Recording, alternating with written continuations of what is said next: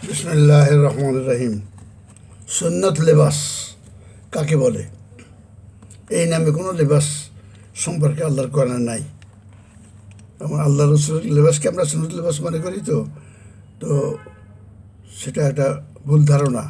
তারপরে সমস্ত আরব দেশের লোকদেরই একই লেবাস ছিল। ওনার যে শত্রু আবু সুফিয়ান, আবুল আহাব, আবু জাহেল, তাদেরও একই লেবাস, নো ডিফারেন্স, একই লেবাস। সুতরাং এই প্রথম কথা, এটা একটা ভুল কথা। এছাড়া আল্লাহ সুবহানাহু ওয়া তাআলা কোরআনে বলে দিয়েছেন লেবাস সম্পর্কে, হে বনি আদম, তোমাদের লজ্জা নিবারণ এবং বেশভূষার জন্য লেবাস দিয়েছি, এবং তাকওয়ার লেবাস, এই তাকওয়ার লেবাসই সর্বশ্রেষ্ঠ লেবাস। মনে রাখবেন, তাকওয়ার লেবাস। এবং দেখেন তাকওয়ার লেবাস কাকে বলে। আমরা হয়তো হিসেবে আমাদের আর্মির লোক বলেন, তাদের লেবাস আছে, পুলিশদের লেবাস আছে। তো হয়তো উনিরা এই লেবাস পরিতে যান। লেবাস পরলে তো উর্দি বলে, উর্দুতে উর্দি বলে আর কি। উর্দির জন্য আমি উর্দি के लिए हम जान दे देंगे এরকম বলে না, সেই রকমটা দেখি। তো খুব ইম্পর্টেন্ট, উর্দি বললে অন্যরকম জোশ এসে যায় মানুষের। তো উনি এই লেবাস করে গেছেন। উকিল সাহেব তো লেবাস আছে, টাই টাই এটা পরে উনি গেছেন। তখন তো তুমি ওনার ভিতরে যে তাকওয়ার লেবাস থাকে, তাতে একটা ক্রিমিনালের জন্য উনি প্লিট করবেন না। তাকওয়ার লেবাস থাকলে, সেটা আল্লাহকে যদি ভয় করেন উনি, সেই জন্য তাকওয়ার লেবাসটা শ্রেষ্ঠ আল্লাহ বলে দিয়েছেন। দারোগা সাহেব কোনো লোককে বলবেন না, কাগজ যেরকম দেখি আর কি, এত টাকা না দিলে এবার কেসে ফাঁসাই দিব।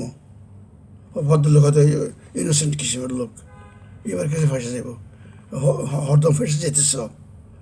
তো এই যে কথাগুলি বলতে পারেন, যেহেতু ওনাদের তাকওয়ার পোশাক নাই। প্রফেশনাল পোশাক আছে, তাকওয়ার পোশাক নাই। আমি ডাক্তার, আমার কাছে তাকওয়ার পোশাক থাকে।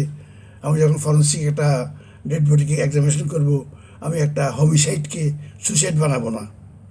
উপর থেকে যতই চাপ আসুক, আমি হোমিসাইড বানাবো। চাপ আসবে, হ্যাঁ করছো কি, আরে এটা তো অমুক মিনিস্টার এটার সঙ্গে সংশ্লিষ্ট, তার শালা ইনভলভ রেপ অ্যান্ড মার্ডারের সাথে, তুমি এটাকে সুইসাইড বানাই ফেলো। তো আমি যে আমার তাকওয়ার পোশাক থাকলে আমি তো কখনো তো বানাবো না, আমি দান চলে যাবে, বানাবো না। আল্লাহকে যদি ভয় করি আমি, সেজন্য তাকওয়ার পোশাক বেশি ইম্পর্টেন্ট। তো আমার যারা ভাইয়েরা, আপনারা যারা আল্লাহ রসুলের লেবাস মনে করে সুন্নতি লেবাস পরেন, তার তাকওয়ার লেবাসটা পরেন, হ্যাঁ বুঝলেন, তবে সত্যিকার ফল পাবেন। এখানে তো লেবাসকে এত ইম্পর্টেন্স দেওয়া হয়। কোনো লোক যদি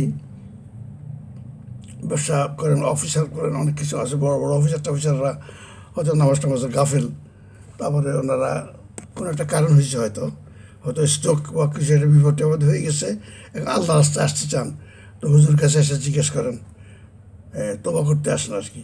তো তোবা তো কার কাছে যেতে হয় না, নিজেই আস্তাগফিরুল্লাহ রাব্বি মিন কুল্লি জামে ওয়া আতুবু ইলাইহি বললে তোবা হয়ে যায়, হুজুর কাছে আসতে হয় না। আর নিজেদের এই সমস্ত গোপন কথাটা কাউকে জানাতেও নাই।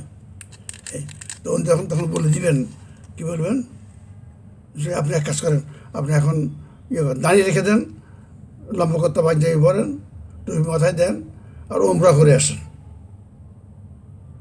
উনি বলবে না আল্লাহ রসুল আদর্শ মতে যে আপনি কোরআন শরীফটা আগে তো পড়েন নাই, এখন হয়তো আরবি পড়তে জানেন না, এটা বাংলা তর্জমাটা প্রতিদিন 1 ঘন্টা করে পড়েন, হ্যাঁ, আর কোনো কিছু না বুঝলে আমাকে জিজ্ঞেস করেন, এটা কমপ্লিট করেন, আপনি সঠিক রাস্তা পাবেন। এই কথা বলে না, দাঁড়িয়ে রাখার কথা বলে, টুপি পরার কথা বলে, ওমরা কথা বলে।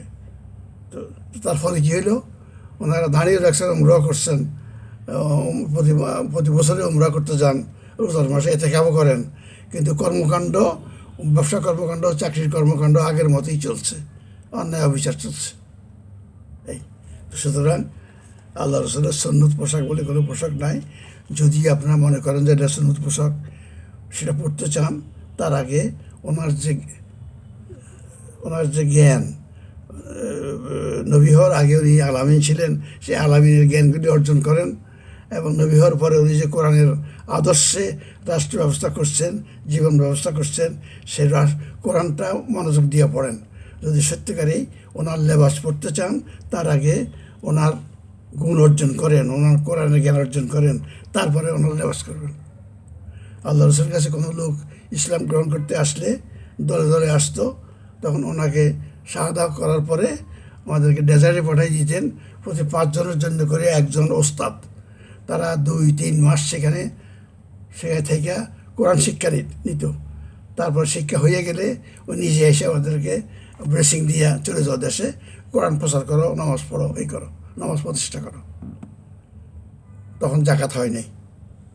এই সুতরাং সুন্নত নামাজ বলে কোনো রসুলের সুন্নত পোশাক বলে কোনো পোশাক নাই।